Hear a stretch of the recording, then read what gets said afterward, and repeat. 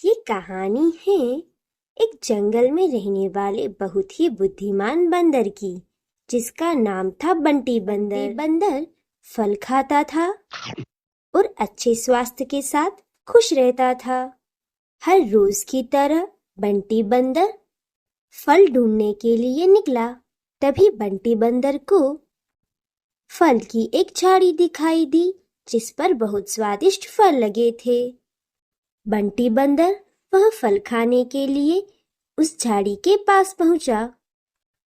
तभी उसने देखा कि थोड़ी ही दूरी पर एक भालू खड़ा है, जो उसे देख रहा है।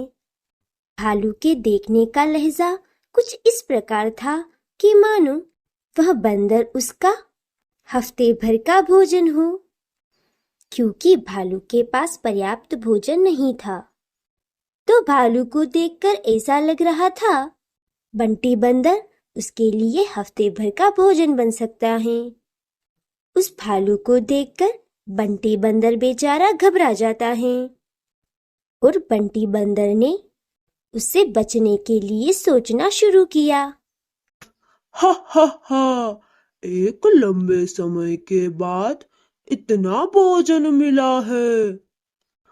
तुम्हें देखकर लग रहा है तुम मेरे लिए अगले एक हफ्ते तक काफी हो।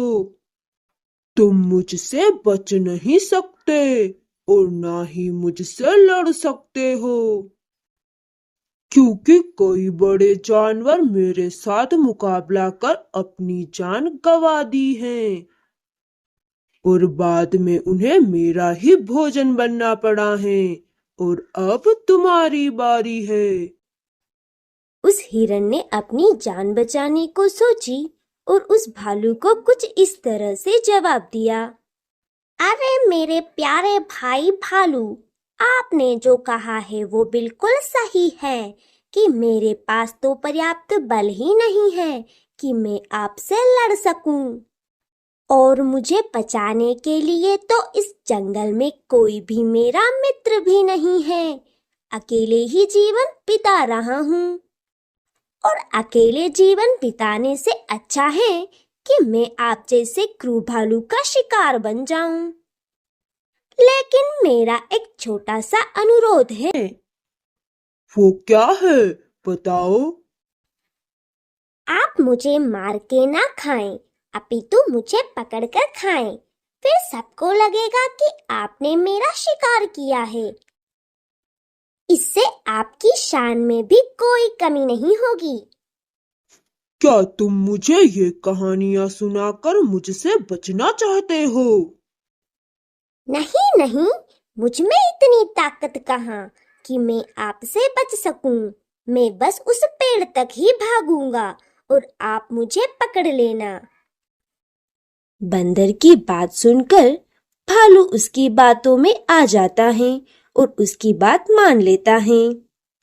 यह सुनकर बंदर को लगता है कि यही सही मौका है अपनी जान बचाने का और यहाँ से भागने का। बंदर वहां से भागने लग जाता है और पीछे पीछे भालू भी उसका शिकार करने के लिए उसके पीछे भागने लग जाता है। बंदर भागते भागते पेड़ तक पहुंच जाता है और उस पेड़ के पास पहुंचते ही बंदर उस पेड़ पर चढ़कर बैठ जाता है और भालू नीचे बंदर का मुंह ताकता रह जाता है। यह सब देखकर भालू बंदर से कहता है, अच्छा, तो तुमने मुझे इस तरह से बेवकूफ बनाया।